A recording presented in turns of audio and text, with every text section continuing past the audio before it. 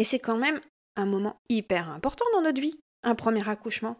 Peu importe le nombre d'enfants qu'on a, on a toujours un seul premier accouchement. Et souvent, ce premier accouchement, on le remet entièrement entre les mains de l'équipe médicale. On leur fait totalement confiance et on peut le regretter après. Avoir accès à cette information, c'est essentiel dès le premier accouchement pour que chaque femme puisse avoir un premier accouchement qui se passe bien. Bonjour et bienvenue dans Kiffe ton accouchement, le podcast qui dégomme les clichés sur l'accouchement. Je suis Amandine, entrepreneuse et j'adore dégommer les clichés sur l'accouchement. Ici, c'est sans tabou et sans prise de tête, alors installe-toi confortablement et c'est parti pour un nouvel épisode. Bienvenue dans ce nouvel épisode où cette semaine, je vais vous parler des choses que vous ne savez pas, Alors, ça peut paraître un petit peu bizarre, vous allez peut-être vous demander mais où est-ce qu'elle part encore ? En fait, ce matin, j'ai enregistré un épisode de podcast avec une participante de la team, mon accompagnement de groupe, qui m'expliquait qu'en fait, pour son premier accouchement, elle avait eu le suivi médical, les préparations à l'accouchement, elle voulait accoucher sans péridurale et elle s'était un petit peu laissée porter par les événements, elle avait attendu un petit peu que les informations viennent à elle.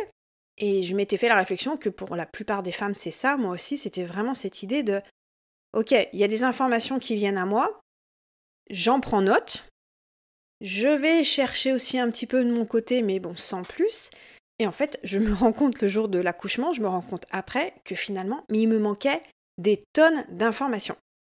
Et je lui disais, en fait, il y a une phrase qui m'est sortie, je lui disais « Mais comment on peut faire pour que les femmes qui ne savent pas ce qu'elles ne savent pas puissent savoir ?» Je ne sais pas si vous m'avez suivi jusque-là. Comment faire pour que les femmes qui ne savent pas ce qu'elles ne savent pas puissent savoir ce qu'elles ne savent pas ? Et je me suis dit, ah, intéressant, tiens. Ça m'inspire un épisode de podcast. Et c'est vrai que très souvent, je me dis, c'est fou parce qu'on manque énormément d'informations. Il y a énormément de clichés, il y a énormément de tabous, de fausses croyances sur l'accouchement. On croit savoir certaines choses sur l'accouchement, mais en fait, on voit que la partie immergée de l'iceberg, et en plus qui est, la plupart du temps, c'est des informations fausses, et la grosse partie des connaissances, c'est vraiment une partie qui est cachée, qui est immergée, et à laquelle, souvent, les femmes n'ont pas du tout accès. Et je m'étais dit, voilà, c'était intéressant de venir un petit peu creuser avec vous là-dessus, pour essayer de vous amener, justement, à prendre conscience de l'importance de vous renseigner, mais surtout d'aller chercher l'information. Et c'est pas simple, très clairement, c'est pas forcément simple, mais voilà, j'avais envie de cheminer un petit peu avec vous là-dessus et de vous apporter ma vision, mon point de vue et aussi des pistes de réflexion. Et en fait, concernant la connaissance et le savoir, il y a, accrochez-vous parce que ça va être un petit peu compliqué, mais vous allez voir, en fait, c'est assez logique. Mais il y a ce qu'on sait. Il y a ce qu'on sait qu'on ne sait pas. Il y a ce qu'on pense savoir. Et il y a toute la partie qu'on ne sait pas, qu'on ne sait pas. Pour synthétiser ça et pour rendre les choses un petit peu plus claires, je vais vous donner des exemples un petit peu concrets. Par exemple, je sais que je sais conduire. Ça, il n'y a pas de doute là-dessus, je le sais. Je sais ce que je ne sais pas, c'est-à-dire que je sais que je ne sais pas parler chinois. Là aussi, il n'y a pas de doute là-dessus. Il y a les choses que je pense savoir. Par exemple, je pense que si je vais dans l'espace sans être équipée, ça va pas bien se passer pour moi. Et il y a toutes les choses, en fait, que je ne sais pas que je ne sais pas. Il y a des choses qui existent auxquelles j'ai pas accès. Par exemple, si un jour je vais manger chez un pote et qu'il me fait un plat d'un autre pays que je n'avais jamais mangé, et en fait, ce plat, jusqu'à présent, je ne savais pas qu'il existait et je ne savais pas que je ne savais pas qu'il existait. Vous me comprenez un petit peu dans mon raisonnement ? Et en fait, c'est toute cette partie complètement immergée, cet inconnu, ce flou, auquel la plupart des femmes n'ont pas accès, qui est problématique parce que c'est ça qui est hyper important pour l'accouchement. Et donc, pour revenir justement et refaire un petit peu ce parallèle avec l'accouchement, dans la première partie, il y a tout ce que tu sais que tu sais. Par exemple, tu sais que tu vas avoir des contractions, tu sais que ton corps il va se dilater, tu sais qu'il y a un bébé qui va sortir de ton corps, donc ça, c'est toute la partie que tu sais. Il y a aussi toute une partie, tu sais que tu ne sais pas. Par exemple, tu ne sais pas comment est-ce que tu vas gérer les contractions, quelle intensité ça va être. si c'est la première fois que tu accouches, si voilà, quelle sensation tu vas ressentir. Il y a tout l'aspect émotionnel, tout ça, c'est des choses, tu sais que tu ne le sais pas, parce que tu n'as pas expérimenté, tu ne l'as pas vécu, donc tu sais que tu ne le sais pas. Et donc, tu vas pouvoir aller chercher des informations là-dessus. Tu sais que, ok, je ne sais pas ce que c'est qu'une contraction, j'ai pas d'outils pour gérer la douleur, donc je vais aller me renseigner. Ensuite, il y a toute la partie, tout ce qu'on croit savoir sur l'accouchement. Et là, c'est tout ce que j'appelle les clichés, les fausses croyances, là il y en a énormément. C'est tellement courant finalement tout ce qu'on pense savoir qu'on n'y remet pas trop en question. On prend ça vraiment comme une forme de vérité absolue. C'est-à-dire que si tu as entendu qu'un premier accouchement c'était long et compliqué, vu que tu peux pas y mettre dans la case des choses que tu sais, ni dans la case des choses que tu sais que tu ne sais pas, et ben tu penses, tu te dis, effectivement, j'ai jamais accouché, peut-être qu'un accouchement ça va être long, peut-être que ça va être compliqué, peut-être que je n'y arriverai pas sans péridurale. Et dans ce peut-être, en fait, dans ce fourre-tout du peut-être de tout ce qu'on croit savoir sur l'accouchement, eh ben il y a un bordel monstre en fait, très clairement, il y a énormément d'informations, la plupart du temps flippantes, et la plupart du temps fausses, en fait. Et tu te retrouves avec les choses où tu sais que tu sais, et donc, voilà, tu vas pas forcément aller t'informer là-dessus. Les choses que tu sais que tu ne sais pas, donc tu vas aller t'informer dessus. Et il y a aussi, du coup, toute la partie, toutes les choses que tu ne sais pas, et là, forcément, tu n'y as pas du tout accès. Pour en revenir à la partie de ce qu'on croit savoir sur l'accouchement, c'est un petit peu ce qui pose problème aux femmes aujourd'hui, c'est qu'il y a énormément d'informations sur l'accouchement. On a accès à énormément d'informations aujourd'hui. Il y a des podcasts, il y a des livres, il y a des films, enfin il y a vraiment plein de choses. Et c'est un petit peu difficile finalement de démêler le vrai du faux parce que à force de voir toujours la même façon d'accoucher, on ne vient pas le remettre en question. Ça rentre dans la partie des choses qu'on pense savoir sur l'accouchement. Je n'ai jamais accouché, je ne sais pas ce que c'est qu'un accouchement, je n'ai jamais eu de péridurale, mais autour de moi, toutes les femmes accouchent allongées sur le dos, craquent pour la péridurale. Sans parler de tous les récits hyper anxiogènes, et tout ça, ça vient créer une sorte de brouillard dans laquelle on avance un petit peu à tâtons, et avec tout ça, il faut qu'on arrive confiante, rassurée, informée, alors qu'il y a toute une partie des informations qui viennent à nous, tout ce qu'on pense savoir sur l'accouchement, qui est faux, et il y a toute une partie de ce qu'on ne sait pas, auquel on n'a pas accès. Et donc, les femmes se préparent à l'accouchement en ayant un suivi médical des préparations à l'accouchement, en se disant « Ok, il y a une certaine partie que je ne savais pas et que je vais apprendre grâce aux préparations à l'accouchement, mais pour tout le reste, à quel moment est-ce que les femmes voient toute cette immensité d'informations utiles et essentielles qui ne vient pas à elles en fait. Puisque ce n'est pas dans le suivi médical et puisque ce n'est pas dans les préparations à l'accouchement, à quel moment ces femmes ont accès à cette information? Et le problème de ce manque d'information, c'est que la plupart des femmes pensent que c'est une information qui est accessible uniquement par le corps médical. C'est-à-dire qu'elles se disent c'est toute une masse d'informations auxquelles je n'ai pas accès, mais qui est réservée finalement à ce domaine médicalisé. Donc c'est le médecin, c'est la sage-femme qui va détenir ce savoir.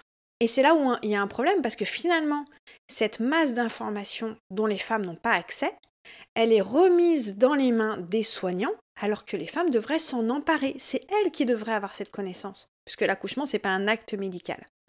Et ça amène à se dire, ok, il y a plein de choses que je ne sais pas sur l'accouchement, mais le médecin et la sage-femme doivent savoir. Ok, ils ont le savoir concernant tout ce qui est l'aspect médical, justement, les complications, les pathologies.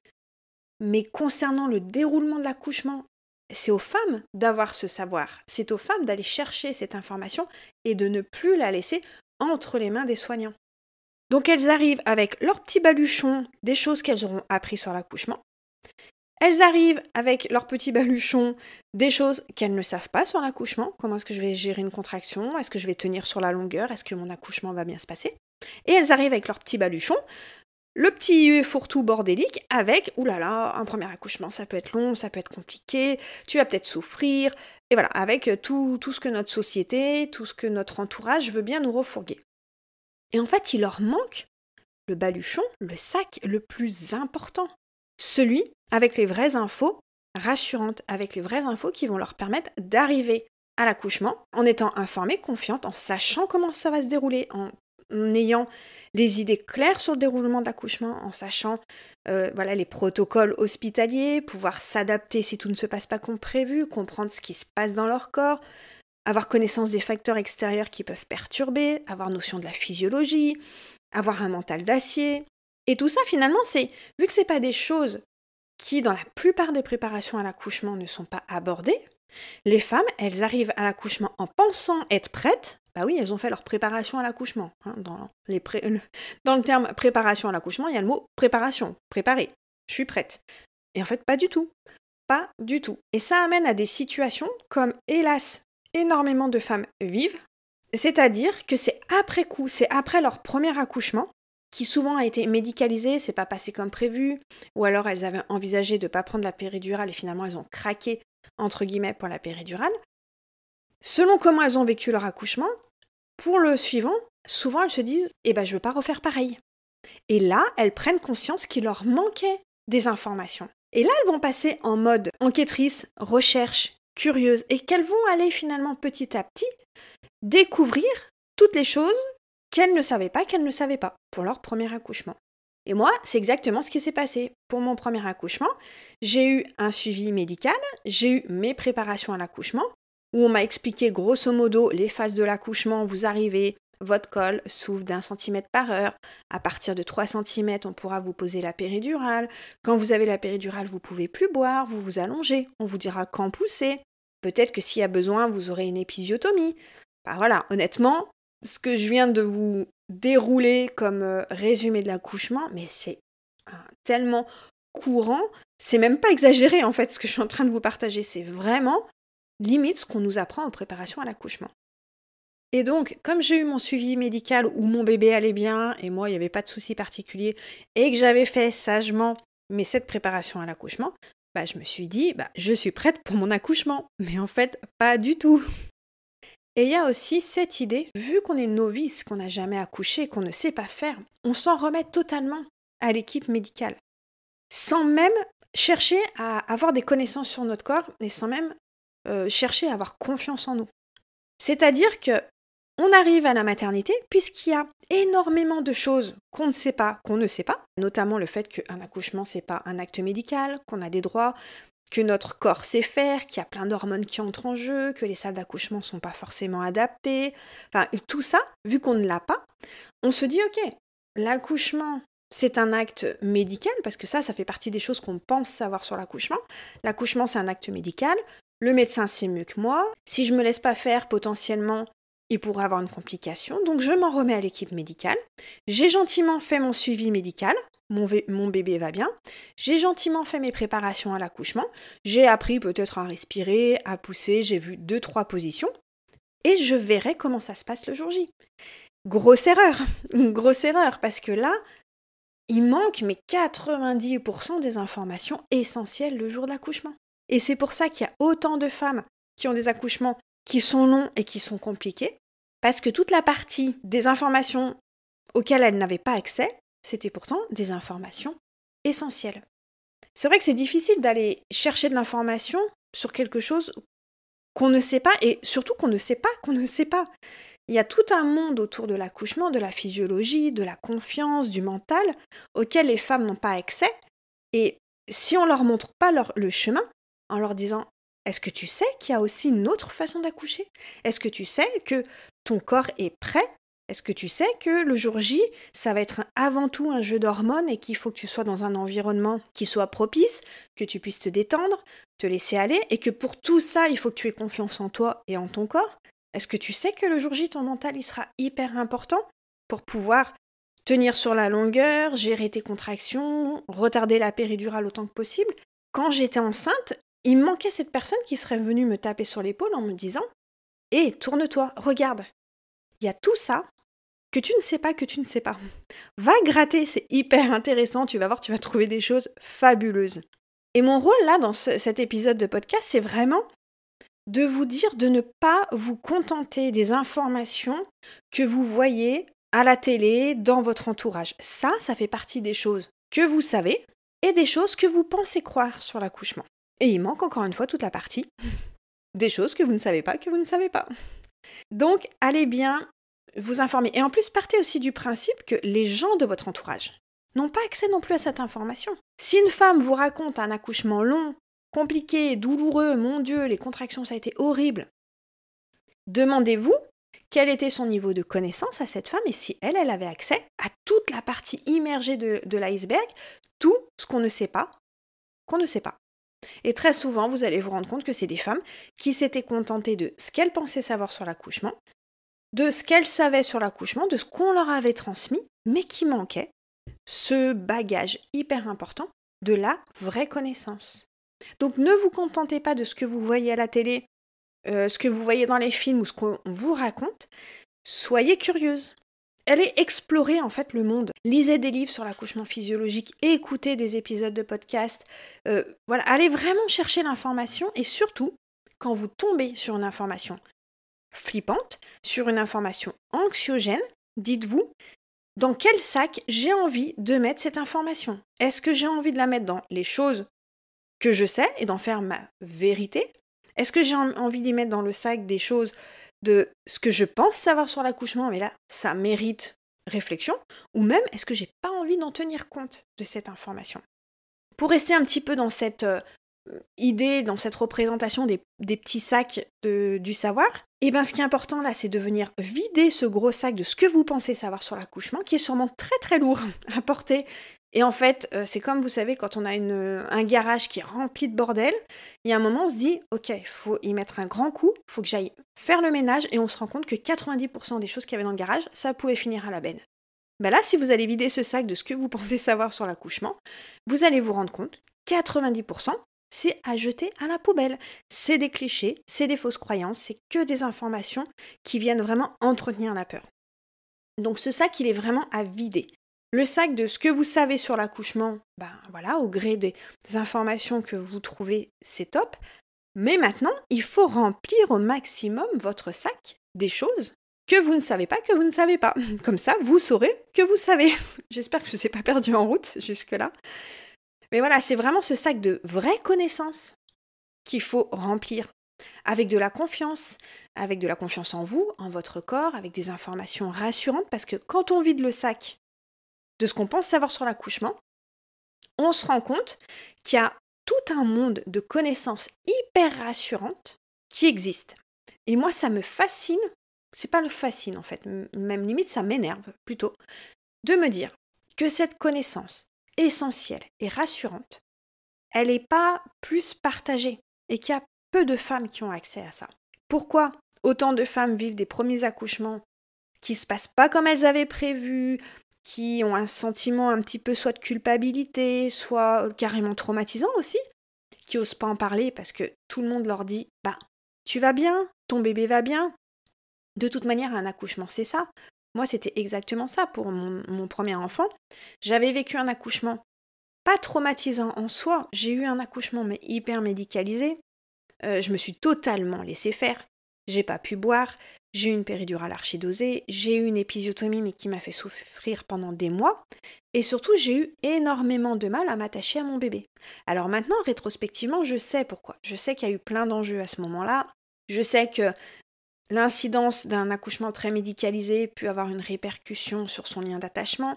Je sais que maintenant, au moment de la naissance de notre bébé, on doit avoir un gros shoot d'ocytocine qui permet justement de s'attacher à son bébé. Et moi, j'étais tellement shootée par la péridurale et par l'ocytocine de synthèse que j'ai pas sécrété cette hormone qui m'aurait permis de m'attacher plus facilement à mon bébé.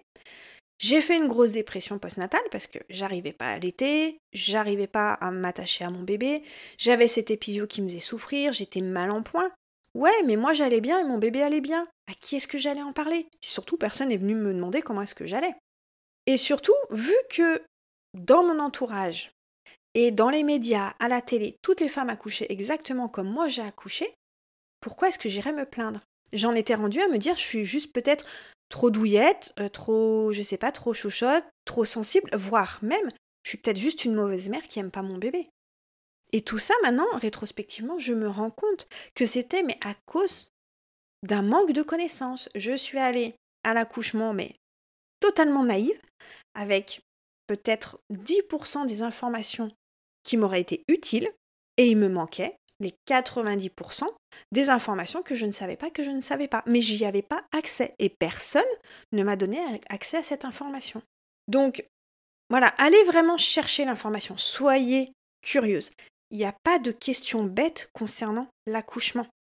Posez toutes les questions qui vous semblent pertinentes, mais posez-les à la bonne personne. Parce que si vous demandez à un anesthésiste est-ce que c'est dangereux d'accoucher sans péridurale et que cet anesthésiste, il est pro-péridurale, ouais, il va vous dire que c'est dangereux.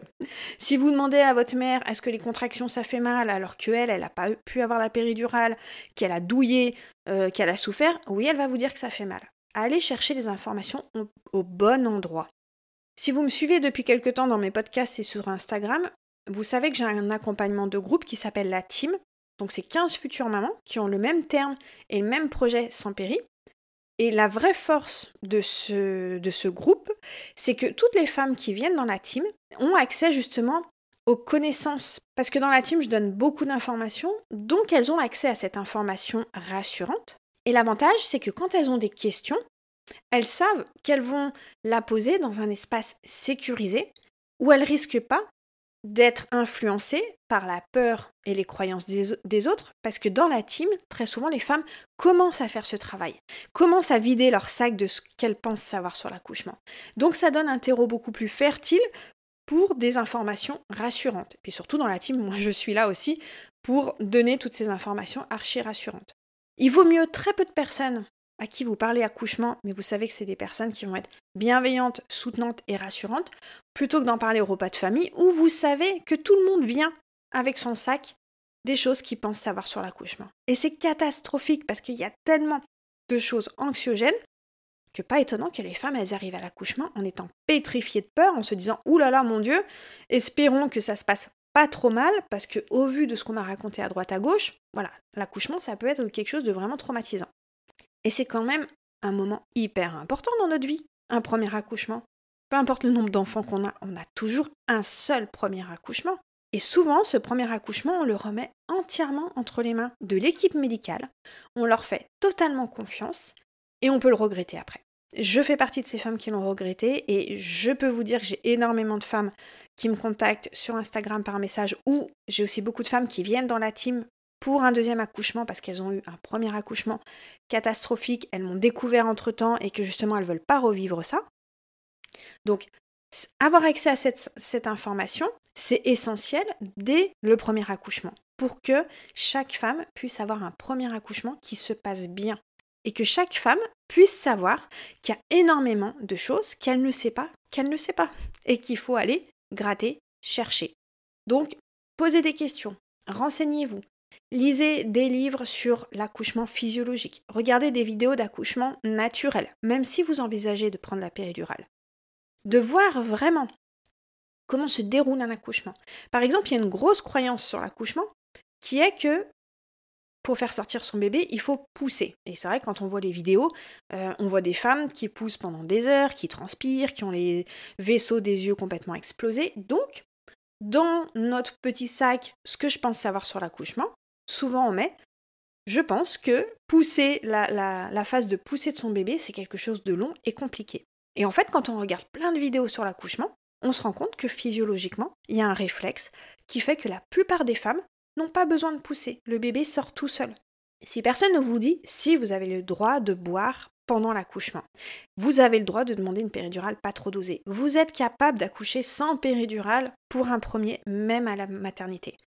Où est-ce que vous allez avoir accès à cette information si personne ne vous le dit? La connaissance, de toute manière, c'est quelque chose d'essentiel. Et ne vous contentez pas de votre suivi médical et de vos préparations à l'accouchement, sauf si vous tombez sur une sage-femme merveilleuse qui a le temps de vous donner plein d'informations, vous donne toutes ces informations sur la physiologie, la confiance, vous aurez déjà effectivement une bonne base, un bon point de départ. Moi, je suis convaincue que le souci des préparations à l'accouchement, c'est que déjà, elles sont courtes, mais elles arrivent en fin de grossesse. Ça laisse très peu de temps finalement pour se renseigner, pour savoir ce qui nous manque, pour aller chercher de l'information, lire, voir des vidéos. Enfin, plus tôt vous vous y prenez dans la grossesse et plus tôt vous aurez le temps de cheminer de vider votre fameux sac, ce que vous pensez savoir sur l'accouchement, de faire le tri dans tout ça. Vous allez pouvoir bazarder ce sac de tout ce que vous pensez savoir sur l'accouchement. Vous allez pouvoir prendre un joli sac tout neuf et partir à la recherche de toutes les informations que vous ne savez pas, Mais là, maintenant, vous commencez à cheminer. Et là, j'ai planté une petite graine qui va vous éclairer sur le fait qu'il y a plein de choses que vous ne savez pas. Et donc, vous allez pouvoir être curieuse et vous dire, tiens, et si j'allais gratter un petit peu? Et comme je le dis très souvent, de toute manière, moi, je suis convaincue que le savoir, c'est le pouvoir. L'accès à la connaissance, c'est un pouvoir de ouf. Quand on se rend compte de tout ce qui se passe dans notre corps, de la puissance de notre corps le jour de l'accouchement, du rôle des hormones, on se dit « Waouh, mais j'ai un super pouvoir dans mon corps. Mon corps, c'est mettre mon bébé au monde. Point. » Par contre, votre mental, lui, il a besoin de connaissances, il a besoin de confiance, il a besoin d'être rassuré pour arriver le jour J et savoir exactement toutes les choses que vous allez mettre en place pour faciliter votre accouchement. Et le savoir, c'est le pouvoir, justement, c'est aussi le nom d'un de mes programmes que j'ai créé récemment, dans lequel, justement, je vous mets toute cette connaissance, je vous mets sur un plateau toutes les choses que vous devez savoir pour l'accouchement. Et je sais que j'ai énormément de retours sur ce programme de femmes qui me disent « Waouh, mais je ne savais pas qu'il y avait tout ça à savoir sur l'accouchement. Je ne savais pas qu'il y avait autant de choses que je pouvais mettre en place pour faciliter mon accouchement. Je ne savais pas qu'il y avait autant de choses que je pouvais demander, refuser. » Donc j'ai 2 programmes, j'ai le savoir c'est le pouvoir et reprendre le pouvoir. Mon premier, c'est vraiment il est beaucoup plus axé sur le mental, la confiance, justement venir vider votre gros sac de tout ce que vous pensez savoir sur l'accouchement. Je viens mais vous faire un ménage là-dedans, vous n'allez rien y comprendre. Voilà, je mets un gros coup là-dedans, on repart sur des bases saines, vous savez exactement comment se déroule un accouchement, ce que vous avez besoin d'apprendre, ce que vous avez besoin de savoir. Et dans mon autre programme, reprendre le pouvoir, c'est beaucoup plus axé sur le jour de l'accouchement. Là, je vous déballe tout, les hormones, la physiologie, le néocortex, comment gérer vos contractions, comment votre partenaire peut être utile. Je vous donne vraiment accès dans ces 2 programmes à toutes les informations, pour le moment, que vous ne savez pas. Maintenant, vous savez qu'elles existent, donc j'espère que vous allez pouvoir vous en emparer. C'est des vidéos qui sont courtes, faciles à partager à votre partenaire parce que je pense que c'est essentiel que eux aussi soient informés parce que eux aussi, ils ont leur bagage de ce qu'ils pensent savoir sur l'accouchement. Ils ont aussi un gros sac de ce qu'ils ne savent pas sur l'accouchement, forcément. Et ces 2 programmes vont vraiment les aider à cheminer, déconstruire leur peur, prendre conscience du rôle qu'ils ont le jour de l'accouchement et vraiment vous soutenir au mieux. Si vous avez la moindre question sur ces 2 programmes ou même sur la team, si vous voulez rejoindre la team pour que je vous accompagne pendant la grossesse et en postnatal, je vous mets les infos en description. Vous n'hésitez pas non plus à me contacter sur Instagram si vous avez des questions. Si vous hésitez, je réponds à tous les messages. J'adore discuter avec vous, donc n'hésitez surtout pas à m'envoyer un message.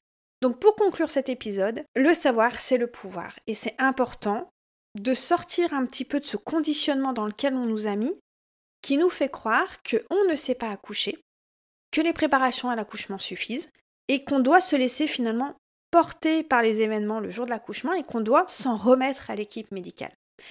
C'est ça qui amène à ces accouchements hyper médicalisés. C'est pas que le corps des femmes est défaillant, c'est pas que les femmes ne savent pas accoucher, c'est pas que les femmes ne sont plus capables de mettre leur bébé au monde, c'est juste qu'on les a déconnectées, dépossédées de leur puissance, de leur confiance et surtout du savoir autour de l'accouchement, de la connaissance.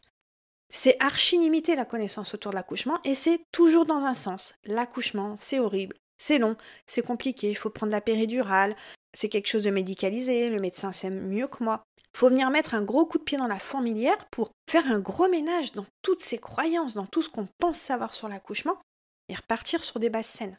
Donc si cet épisode peut vous permettre justement de commencer à cheminer, vous dire « Ah ok, il y a peut-être un nouveau monde » qui existe dans l'accouchement, et je vous dis tout de suite, c'est un monde archi rassurant quand on se penche sur la physiologie, le pouvoir des hormones, le pouvoir de notre corps, de tout ce qu'on peut demander, tout ce qu'on peut refuser, on reprend vraiment de pouvoir sur son accouchement. Et c'est vraiment ça qui permet d'arriver le jour J en étant beaucoup plus rassurée, beaucoup plus confiante, en sachant aussi comment s'adapter si tout ne se passe pas comme prévu, parce que oui, on n'a pas de boule de cristal, on ne sait pas comment va se dérouler votre accouchement, mais même si tout ne se déroule pas comme prévu, avec de la connaissance et de la confiance, vous pouvez vous adapter, poser des questions et surtout faire de votre premier accouchement un vrai beau moment inoubliable, un vrai beau moment où vous êtes connecté à votre bébé et où vous en gardez un bon souvenir. Il y a tellement de femmes qui n'ont pas eu cette chance d'avoir un merveilleux souvenir de leur accouchement parce qu'il a été entaché par trop de médicalisation, par des gestes intrusifs, une sage-femme qui n'est pas agréable. Si vous pouvez avoir accès à toute cette information pour préparer au mieux votre accouchement, et ben voilà, moi je pense que je pourrais dire que ma mission est réussie parce que c'est vraiment mon rôle de planter toutes ces petites graines, d'amener un petit peu d'éclairage et de prise de conscience autour de l'accouchement pour que chaque femme puisse vraiment vivre au mieux son accouchement. Voilà, c'est le mot de la fin. J'espère que ça va vous amener à réfléchir. J'espère que je vous ai pas trop saoulé avec mes ce que vous savez, ce que vous savez pas que vous ne savez pas. Si c'est pas très clair, n'hésitez pas à réécouter l'épisode ou à m'envoyer un message, on pourra en discuter. En tout cas, moi j'ai été ravie de vous partager ces informations. Et on se retrouve peut-être dans la team si vous souhaitez que je vous accompagne. Et en tout cas, on se retrouve la semaine prochaine pour un nouvel épisode de Kiffe ton accouchement. Merci pour votre écoute, j'espère que cet épisode vous a plu. Si c'est le cas, n'hésitez pas à me mettre une note ou un commentaire sur la plateforme de votre choix. Et n'hésitez pas non plus à m'envoyer un commentaire sur Instagram pour me dire ce que vous avez pensé de cet épisode.